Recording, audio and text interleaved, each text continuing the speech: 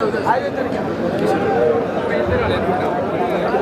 विधानसभा क्षेत्र से कांग्रेस पार्टी के लोकप्रिय उम्मीदवार भाई राकेश कालिया जी, जो पूर्व में ऑल इंडिया कांग्रेस कमेटी के सचिव रहे हैं और यहाँ पे हमारे लोकसभा के प्रत्याशी जो पूर्व में ऊना के एमएलए रहे हैं भाई सतपाल राजादा जी, हमारे हमीरपुर पार्लियामेंट्री सीट के एकमात्र जिला से मेरे साथी सहयोगी बबलू जी और पूर्व में इस कॉन्स्टिट्यूएंसी को रिप्रेजेंट कर चुके 3 दफा यहाँ से एमएलए रहे और पार्टी के राज्याध्यक्ष रहे कुलदीप कुमार जी, जिला कांग्रेस के अध्यक्ष राणा रणजीत सिंह जी, यहाँ पे मंच पर विराजमान तमाम नेतागण और उपस्थित साथियों,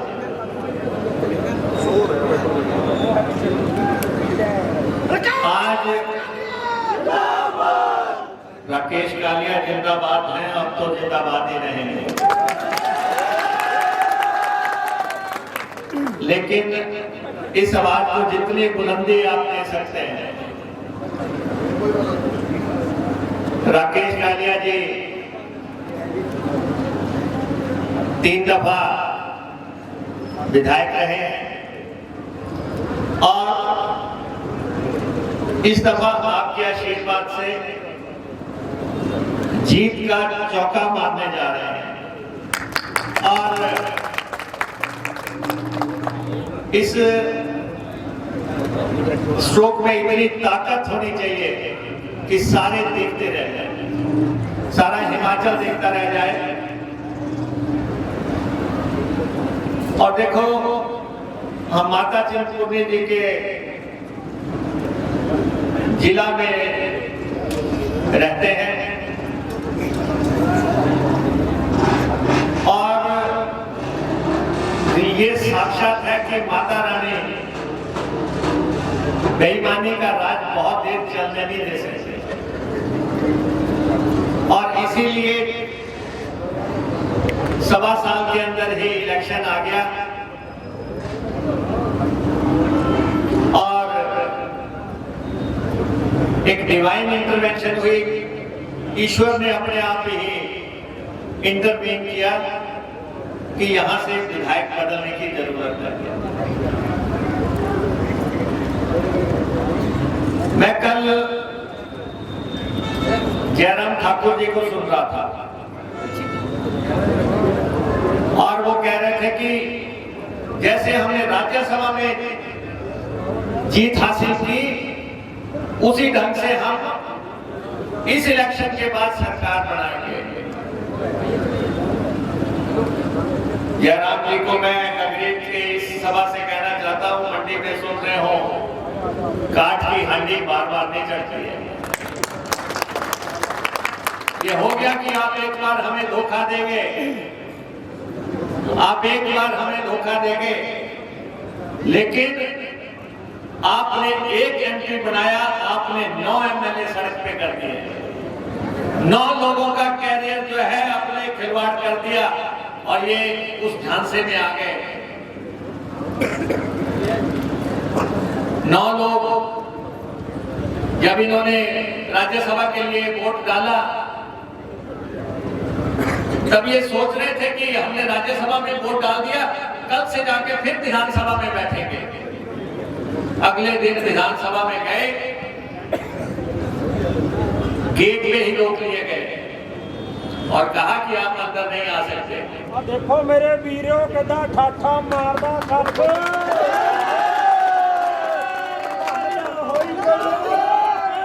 प्रदेश के लोगों ने आप देखें कि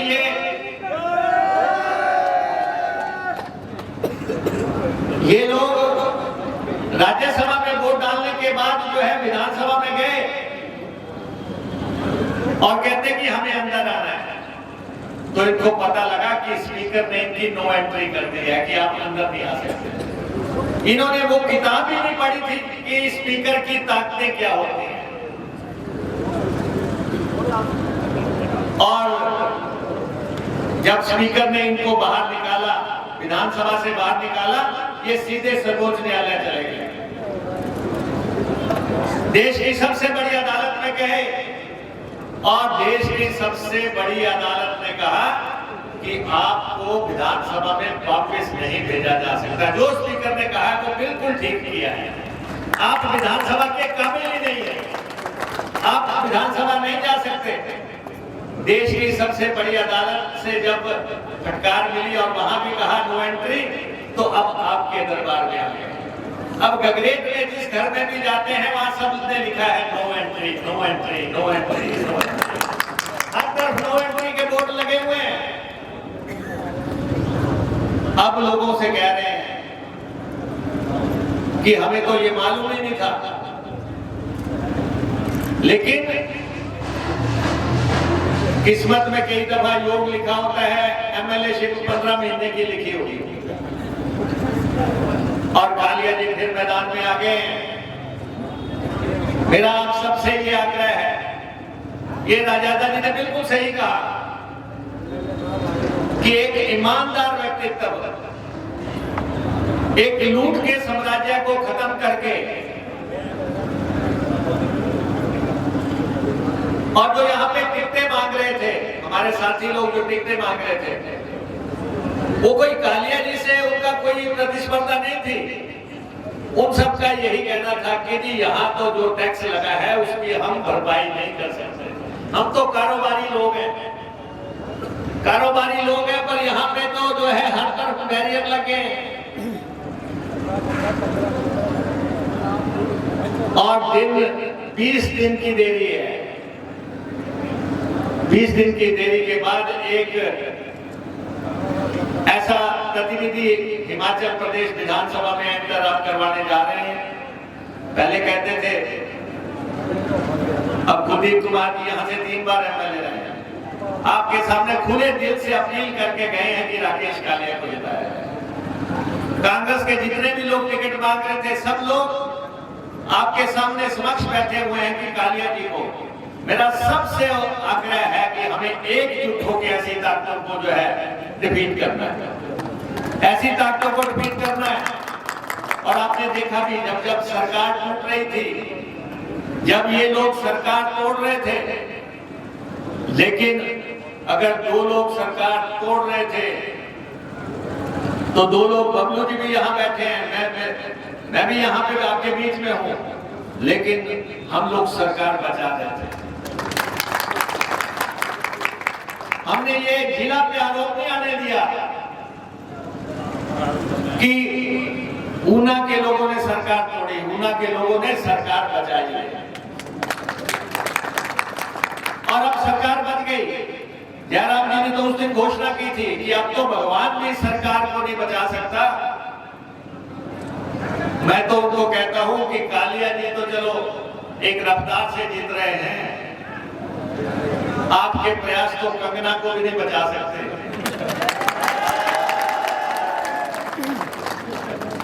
जयराम जी ने आपको पता है कि जयराम जी फ्लॉप फिल्में देने के लिए आती हैं। कंगना कह रही है कि मैं तो बड़ी हिट फिल्में देती हूँ। हमने कहा तेरे साथ जयराम जी जुड़ गए, अब फ्लॉप लाने की तैयारी है।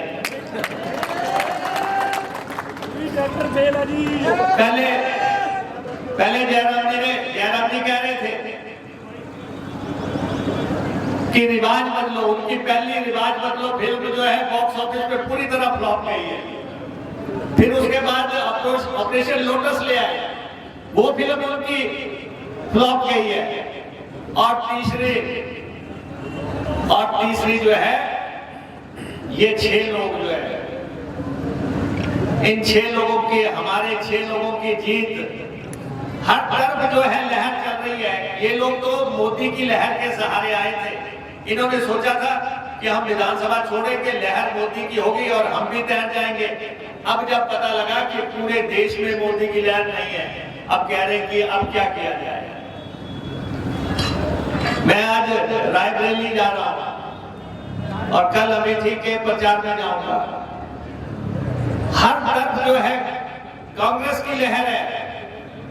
ये 400 का नारा दे रहे थे, केरल में उनकी एक सीट नहीं आ रही, तमिलनाडु में एक सीट नहीं आ रही, दिल्ली में केजरीवाल को अंदर भी ठोक दिया, तब भी 7 की 7 सीटें हमें आ रही हैं। हरियाणा हम जीत रहे हैं, पंजाब हम जीत रहे हैं, हरियाणा हम जीत रहे हैं। जो इनकी हालत बन गई इस दफा। वाजपेयी जी के समय में भी कहते थे इंडिया शाइनिंग, और सरकार जाती लगी, और 10 साल के अंतराल के बाद अब मोदी जी के भी जाने की तैयारी है, और हमारे सतपाल राजा। और ऊना वालों से मैं विशेष तौर पे कहता हूं, अरे भाई कम से कम एमपी तो अपना बढ़ा लो। आपने 4 बार से आप देख रहे हैं क्या काम किया ऊना जिला के लिए।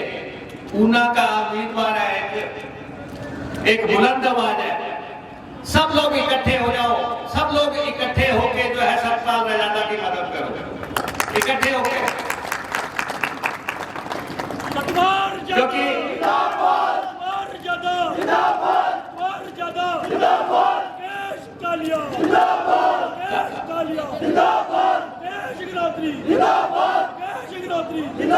कालिया जी की तो लहर में इतना ज्यादा करंट है क्यों, तो जो भी सामने आएगा भस्म हो जाएगा, वो तो इतना जबरदस्त करंट है।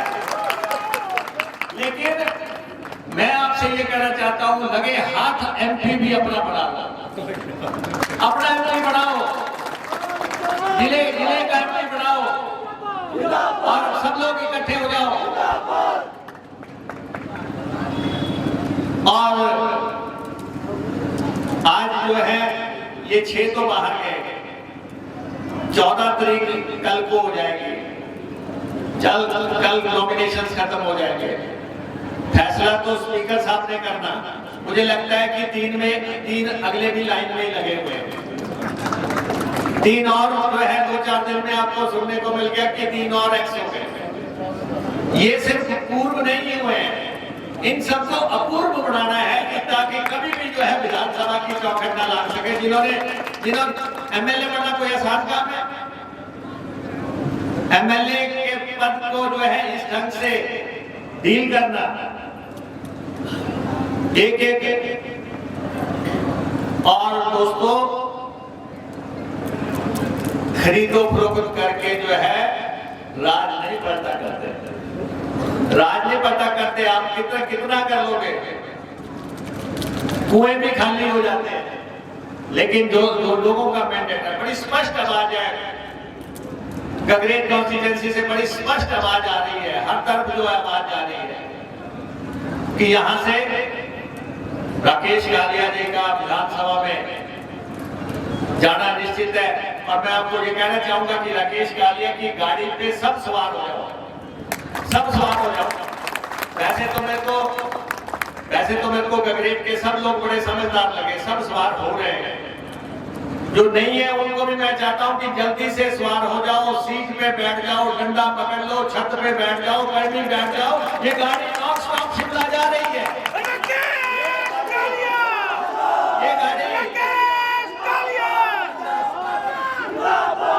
ये गाड़ी जो है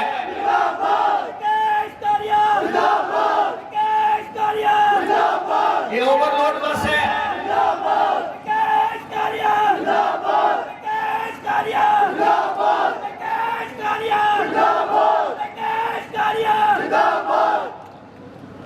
और मैं भाजपा के लोगों को ये कहना चाहता हूं कि लार उतनी सी टपकाओ जितनी सी जो है पूरे जगत में आपकी जो है बेइज्जती ना हो। जयराम जी को इतनी जल्दी लगी है कि मैं शिमला बैठ जाऊंगा। मैं आपके समक्ष ये कहना चाहता हूं 45 मिनट को हम बैठने नहीं देते, जो मर्जी हो जाए बीजेपी वाला, जो मर्जी कर ले आप। 60 महीने के लिए हमें चुना गया है, 15 महीने हो गए, बाकी 45 महीने जो है आपको सत्ता के नजदीक नहीं पहुंचने देंगे। आपने एक बार हमें धोखा देके जो है लगड़ी लगाने का प्रयास कर लिया, लेकिन अब अगले 45 महीने विकास की राजनीति, कल्याण की राजनीति, गरीब की सेवा की राजनीति, और जो मुद्दे यहाँ पे कालिया जी गिना रहे थे, सब मसले गरीब के हम हल कर देंगे, सब मसले अपने गरीब के हल करेंगे। और आपको पता लग जाएगा कि जो 6 लोग जिन्होंने कांग्रेस पार्टी से धोखा किया है, उस पे जांच हो रही है, पूरा आपके दरबार में रखा जाएगा कि हुआ क्या, कैसे हुआ। देश की सबसे बड़ी पार्टी भारतीय जनता पार्टी जो कहती है देश की सबसे बड़ी पार्टी, उनको अपने पार्टी के उम्मीदवार तक नहीं मिले यहां उतारने के लिए। इन लोगों को टिकट दिए गए, आप समझ सकते हैं कि किसी सौदेबाजी के तहत ही ये टिकट दिए गए। और मैं यहाँ पे भाजपा के लोगों से भी ये कहना चाहता हूँ, यहाँ जो पिछली दफा उम्मीदवार चुनाव लड़े थे राजेश जी से भी कहना चाहता हूँ, खुले मन से कहना चाहता हूँ, किसका झोला उठा के चलना चाहते हो आप? राजनीति में मूल्यों की राजनीति करो। ऐसे लोग जिन्होंने गगरेट को बर्बाद कर दिया, जिनकी वजह से ये सारे हालात पैदा हुए। भाजपा में बड़ा जबरदस्त विद्रोह है, हर तरफ विद्रोह है, चिंगारियां उठी हुई है, हर तरफ लोग कह रहे हैं कि इनके लिए कांग्रेसियों को उतना काम करने की जरूरत नहीं है जितना भाजपा के लोगों को करने की जरूरत है। ये जो मेहमान भाजपा में आए हैं, इनका पूरा जो काम तमाम करना है वो भाजपा के लोगों का भी जिम्मा। इसलिए भाजपा के जितने लोग हैं गगरेट कॉन्स्टिट्यूएंसी के, मेरा उनसे आग्रह है कि खुल के आ जाओ। आप पूरा समीकरण देख लो कि 1 राज्यसभा मिली, 9 एमएलए बाहर हो गए और 4 लोकसभा की सीटें। आज कंगना कह रही थी कि प्रतिभा सिंह की जगह और कोई कैंडिडेट नहीं मिल सकता, हमने कहा विक्रमा दे देते हैं। आज शिमला की सीट जो है, शिमला की सीट पे हमारी लहर चल रही है। शिमला पार्लियामेंट की सीट पे जैसे जैसे इलेक्शन आगे बढ़ेगा, अनंत शर्मा जी जैसे वहां पे आए, भाजपा को परेशानियां शुरू हो गई। और 7 साल रजादा मैं आपको सच्चाई से कहता हूं, बहुत दबंग आदमी है। ऊना को ऐसे लीडर की जरूरत है और आप पार्लियामेंट में इनका सहयोग करें, विधानसभा में राकेश कालिया जी को पहुंचाएं। और जैसे ही जो लोग सरकारों में ओहदे मांग रहे थे, कालिया जी को ये भी मैं कहना चाहता हूं, कांग्रेस में आपकी वरिष्ठता बरकरार है, आपकी वरिष्ठता कांग्रेस पार्टी में बरकरार है। आप 4थी दफा के विधायक होंगे, बहुत वरिष्ठ विधायक होंगे कांग्रेस पार्टी में, और हम आपके साथ हैं। हमें ऊना जिला को आगे लेके जाना है और ऊना में जो भी करने का होगा, गगरेट में जो भी करने का होगा, कुर्लैंड में जो भी करने का होगा, हम आपके सहयोग से करेंगे। 45 महीने वैसे भी हमारे बनते थे, आप हमें ये 45 महीने वापस लौटा दो। और ये जो 20 दिन है, ये कालिया जी के लिए खुल के लगा दो, खुल के लगा दो। जो लोग कालिया जी के लिए परिवार समेत घरों से निकलेंगे, वो लोग हाथ खड़ा करो कि आप कालिया जी के लिए जो है राकेश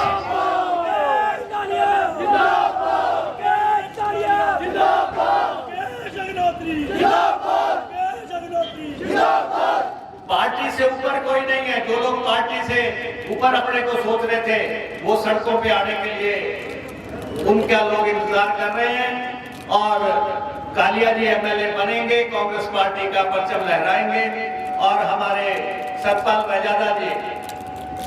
रजादा जी को मैं यही कहना चाहूंगा कि आप ऊना जिला तो आपको लीड देगा, लेकिन हमीरपुर में आपका जो नॉमिनेशन हुआ है उसने भारतीय जनता पार्टी को हिला के रख दिया है। जो आपका नॉमिनेशन हुआ है, मैंने अपने जीवन काल में हमीरपुर में ऐसी रैली कभी नहीं देखी जो हमीरपुर में जो है सतपाल रजादा का नॉमिनेशन हुआ है। बिलासपुर के लोग जो है कह रहे हैं कि हम तो ऊना के साथ चलेंगे।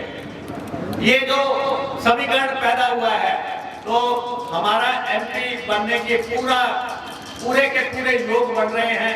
हमारे साथियों को आप साथ दो और 20 दिन हम सब डट के लगाएंगे इस जिला में। और जितने लोग आप इस पंडाल में बैठे हैं, इतने से तो मुझे लगता है कि सिर्फ गगरेट नहीं, पूरा पार्लियामेंट ही जीता जा सकता है। अगर इतना वर्कर तो पूरा पार्लियामेंट जीतेगा। और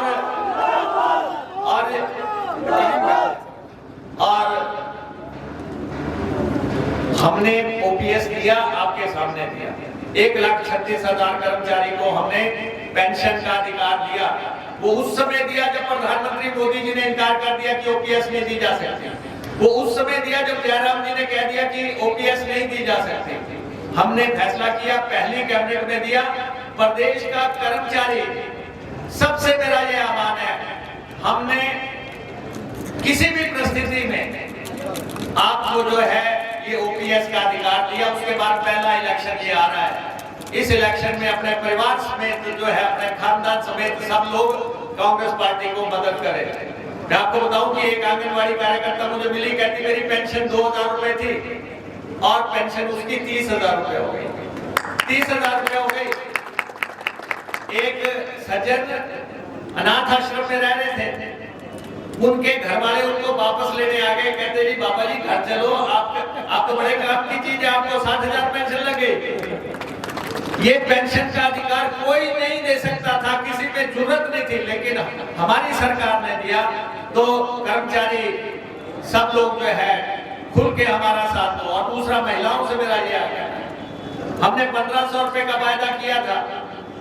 हमारे दिल में कोई खोट नहीं थी, लेकिन सिर्फ एक त्रासदी आ गई जिसमें कि बहुत लोगों के घर टूट गए, रास्ते बह गए। हमें 4500 करोड़ उस त्रासदी के लिए देना पड़ा। इसलिए जो पैसा आपके लिए था वो हमें त्रासदी में लगाना पड़ा। लेकिन उसके ठीक बाद हमने आपकी अधिसूचना जारी कर दी कि महिलाओं को 1,500 रुपए देंगे। और हमने शुरुआत की, लाहौल स्पीति की हर महिला को जो है 1,500 रुपए दे दिया गया। यहाँ की जैसे अधिसूचना जारी हुई, जयराम जी चले गए इलेक्शन कमीशन के पास कि ये पैसा देने से रोका जाए। इसलिए अगर ये 20 दिन आप इंतजार करो, आपको पेंशन का अधिकार, जो आपके 1 अप्रैल से पेंशन मिलनी है, अप्रैल और मई के पैसे भी जून के साथ डाल के जो है आपको 4500 रुपए दिए जाएंगे।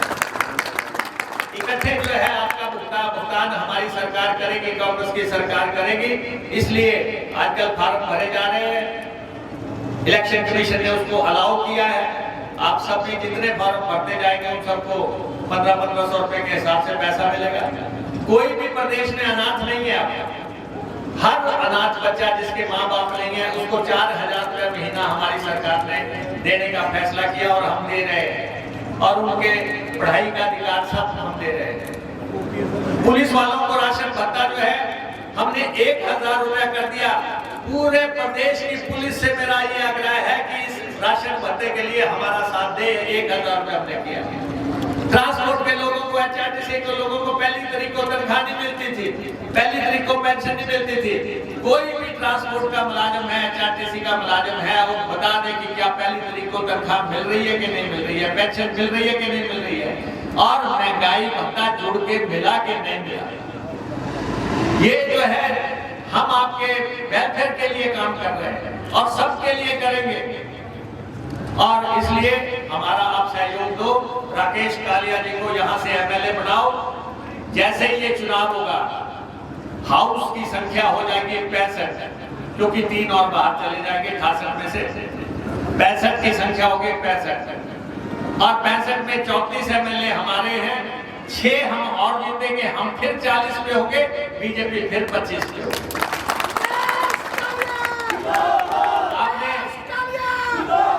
आपने सांप सीढ़ी देखी है? सांप सीढ़ी देखी है आपने? 100 के पास जाने लगते हैं तो सांप डस लेता है। ये 9 ले गए, वहां पे डस लेंगे, वहां पे डस लेंगे। अब हम फिर 40 हो जाएंगे, फिर अब क्या करेंगे आप 25, हम 40। सरकार बुलाने के ख्वाब छोड़ दो, सरकार हमारी है, हमारे साथ चलो, आपका काम करेंगे। राकेश कालिया जी उस सरकार में कितने नंबर पे होंगे? इनकी सीट जो है वहां लगेगी जहां चौथी बार का एमएलए बैठता है।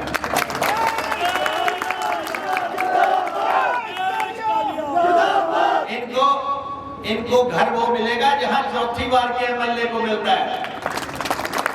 अभी ये पहली दफा पढ़े थे बेचारे, इनको पता ही नहीं लगा दुनिया कहां बस रही।